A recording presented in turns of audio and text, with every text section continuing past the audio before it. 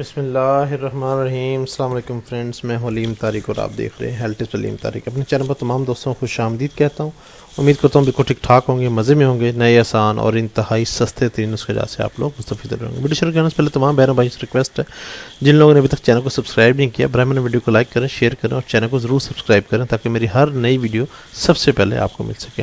بہت شکریہ جی۔ آج کا ہمارا ٹاپک ہے کہ جسم سے، منہ سے اور پاؤں سے اسمیل کیوں آتی ہے۔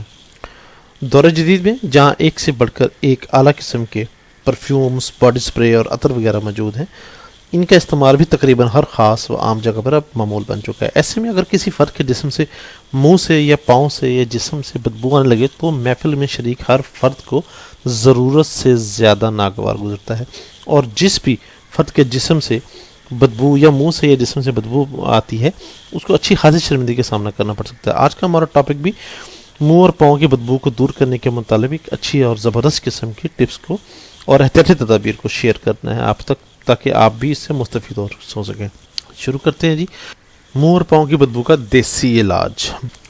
بدبو منہ کی ہو یا پاؤں کی، آپ کے لیے کسی بھی محفل میں شرمندگی اور ارد گرد بیٹھے لوگوں کے لیے ناگواری کا باعث بنتی ہے۔ انسانی جسم پورے کا پورا بدبو پیدا نہیں کرتا۔ جسم کے کچھ حصے ہوتے ہیں جو ایسی صورتحال میں ہوتے ہیں جو پسینے، زیادہ پسینے کی وجہ سے ہو سکتے ہیں۔ پسینے کے باعث خصوصاً مردوں کے پیروں سے بہت زیادہ بدبو آتی ہے، کیونکہ زیادہ تر مرد حضرات ہی باہر دھوپ وغیرہ میں کام وغیرہ کرتے ہیں، جس سے اگر وہ بند جوتے پہنے ہوئے تو اس میں اسمیل پیدا ہوتی ہے۔ ایسے لوگ تھوڑی دیر بند جوتا پہن کر اگر جرابیں اتار دیں تو آپ انہیں اپنے پاس نہیں بٹھا پائیں گے۔ اسی طرح جب بات کرتے وقت آپ کے منہ سے اسمیل آ جائے تو کوئی بھی آپ کو قریب آنا پسند نہیں کرے گا۔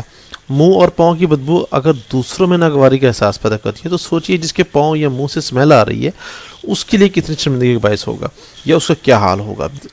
جسم سے بدبو آنے کی کوئی مخصوص دوا نہیں ہے، لیکن چند احتیاطی تدابیر کو اختیار کر کے اس سے نجات حاصل کی جا سکتی ہے۔ ٹپس حاضر خدمت ہے۔ پانی کا زیادہ استعمال بھی گلے کی صفائی کا باعث بنتا ہے اور گلے میں جو کڑواہٹ سی پیدا ہوتی ہے اس سے نجات حاصل ہوتی ہے۔ پانی میں نمک ڈال کر غرارے کرنے سے منہ کی اسمیل دور ہوتی ہے۔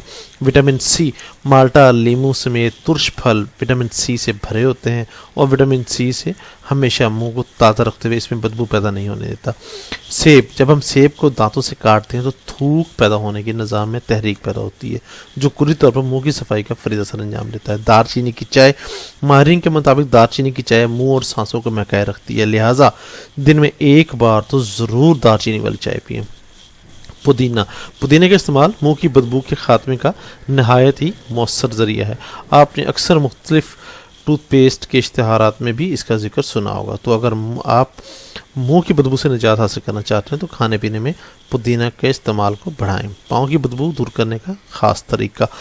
صفائی، پاؤں کی بدبو کی اصل وجہ پسینے کا زیادہ آنا، زیادہ دیر تک بند جوتوں کا استعمال کرنا، جرابوں کو روزانہ اچھی طرح نہ دھونا، پرانے اور پھٹے ہوئے بند جوتوں کے استعمال کرنا، کسی کے پرانے جوتے استعمال کرنا وغیرہ۔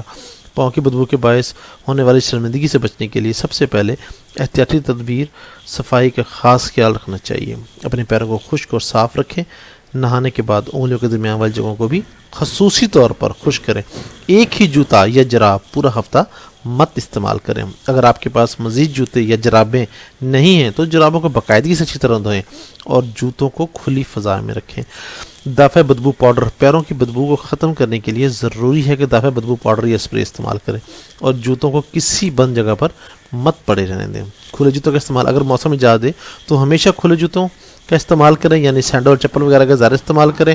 ان کے علاوہ سونف اور بڑی الائچی کا استعمال بھی آپ کی سانسوں کو مہکا اور جسمانی بدبو کو ختم کر سکتا ہے۔